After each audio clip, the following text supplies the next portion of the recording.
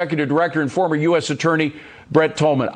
This is an extraordinary case, and it just emphasizes what we are seeing time and again, not just in New York, but in Los Angeles, in San Francisco, in Milwaukee, in Portland, Oregon. The innocent are the ones that are charged. The guilty, the violent criminals, are the ones who get off scot-free. It just is justice turned upside down in this country. Well, the county attorney's main responsibility, his very existence, is to safeguard communities, ensure public safety. The policies that are implemented are done under the guise of criminal justice reform. But David, you can reform and change the criminal justice system in many ways without compromising public safety. Here you have a decision-making that is going on in which you have individuals being released that are dangerous, and you have individuals that they are refusing to charge who are committing atrocious crimes. You take the victim in this case.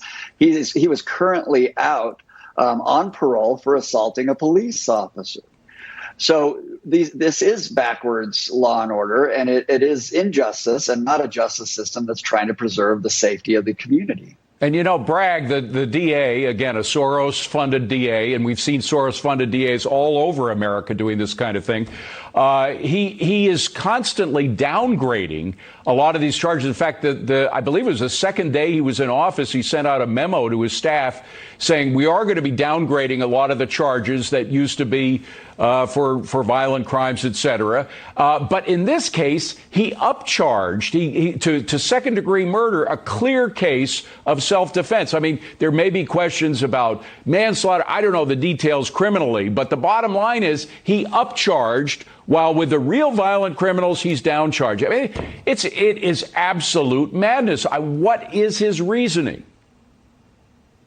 The rationale for the decision to charge Mr. Alba is puzzling. And not only that, if you take what self-defense is, in its essence, what you have to show is that the individual was using equal force to what was being used against them. Now, some might say, well, he had a knife.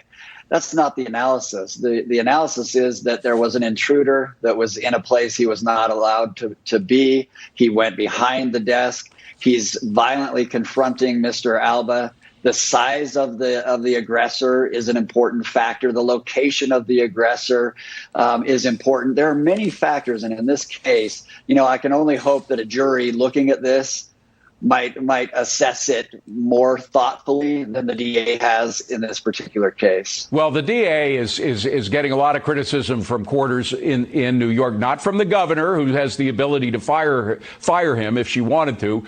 But here's what the New York Post said in an editorial. They said, what Alvin Bragg, the Manhattan DA, is practicing isn't justice, it's madness. Police are villains, criminals are heroes, and victims are told to accept their fate.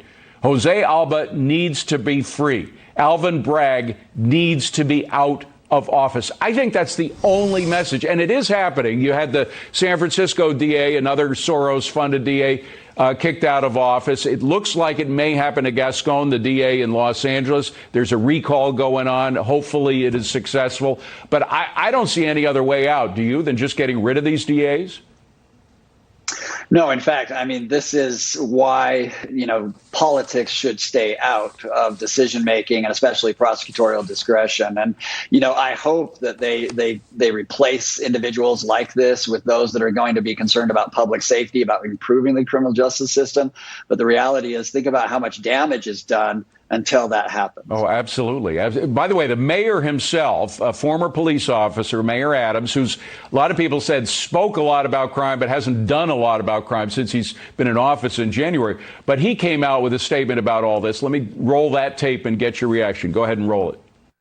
Now it's time for the district attorney's office to do an investigation and the grand jury to go through the proceedings.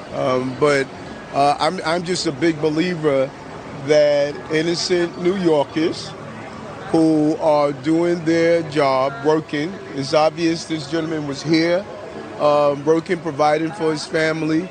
Now, he talks about the DA's office doing an investigation. In fact, we've had dozens of assistant district attorneys quit because they're so fed up with this district attorney Bragg. So I don't put any faith in an investigation coming out of this DA's office. There's nobody there to do the hard work.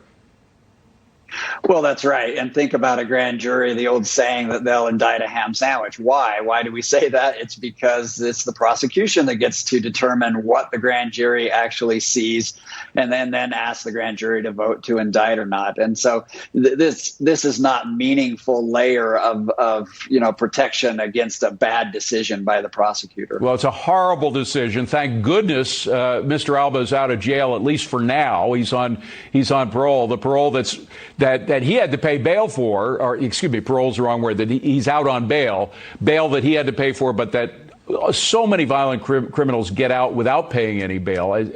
But at least he's out. We're going to follow this very closely. And Brett, thank you very much for your insight. I appreciate it. Good talking to you. Well,